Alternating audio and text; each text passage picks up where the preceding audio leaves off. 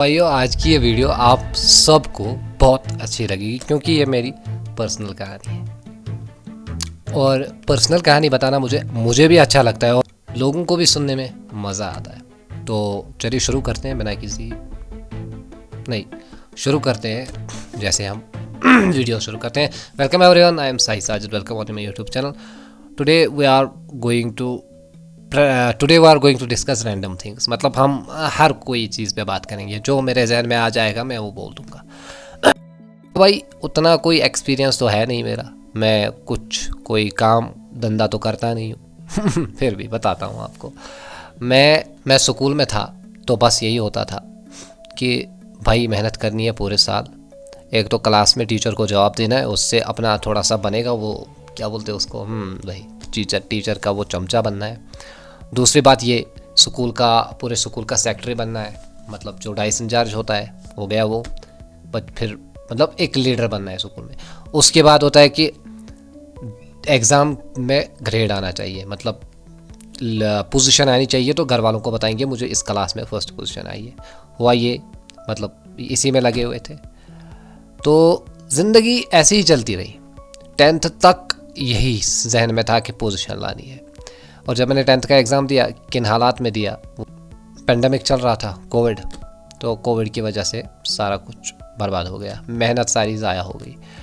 उसके बाद जैसे ही कोविड ख़त्म होया तो हम 11th में एडमिशन किया हमने।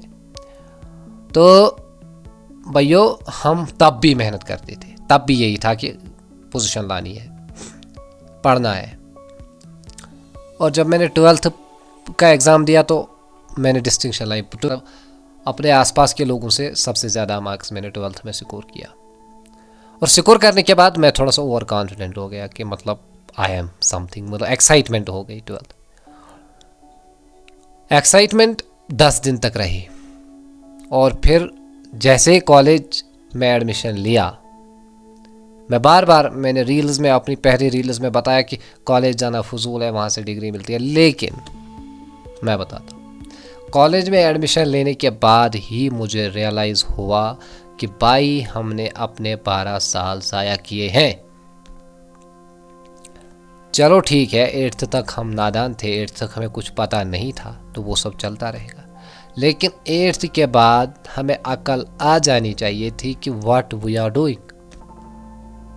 8th के बच्चे को ही समझ आ जाना चाहिए कि अब मुझे इन ग्रेड्स और मार्क्स के पीछे नहीं भागना चाहिए, स्पेशली एक ऐसी कंट्री में जहाँ पर अनएम्प्लॉयमेंट रेट सबसे ज़्यादा है।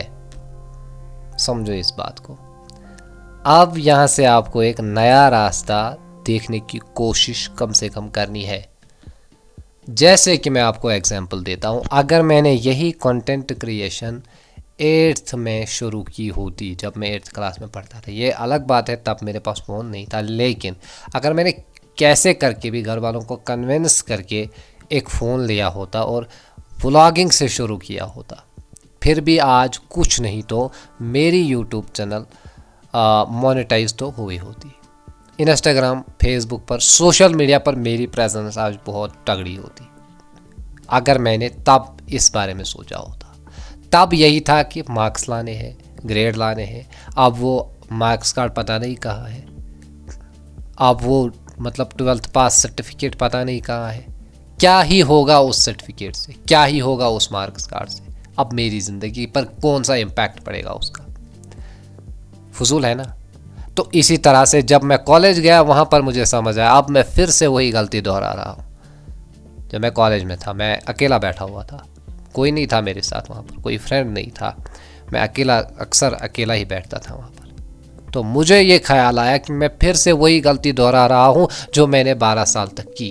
अब मैं यहाँ 4 साल ज़ाया करूँगा एक डिग्री के पीछे, फिर वो डिग्री यहाँ से ले जाकर घर में रख के फिर से भूल जाऊँगा। और ज़िंदगी की ये स्ट्रगल मेरी कभी ख़त्म होगी ही नहीं, क्योंकि मुझे प्रैक्टिकल कोई चीज़ मिल नहीं रही है, जिसे हम कल की वीडियो में हमने पैशन कहा था।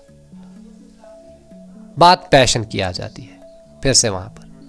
तो बात मुझे ये करनी है कि हमें जितनी जल्दी हो सके प्रैक्टिकल चीज़ों को देखना चाहिए, जितनी जल्दी हो सके, क्योंकि पहले शुरू करेंगे तो पहले ही कुछ पाएंगे, बाद में शुरू करेंगे तो बहुत लेट हो जाता है। तो ये मेरी ओवर थिंकिंग का नतीजा है, जो मैंने रात को ओवर थिंकिंग हुई थी, दिन में भी अभी तक ओवर थिंकिंग हो रही थी, अब आपके साथ शेयर की। और कैसी लगी ये वीडियो आप मुझे कमेंट सेक्शन में ज़रूर बताएंगे। अगली वीडियो कौन से टॉपिक पर होगी वो भी बताएंगे। इस वीडियो को लाइक करेंगे, इस चैनल पर नए हो तो सब्सक्राइब ज़रूर करना। Thanks for watching this video.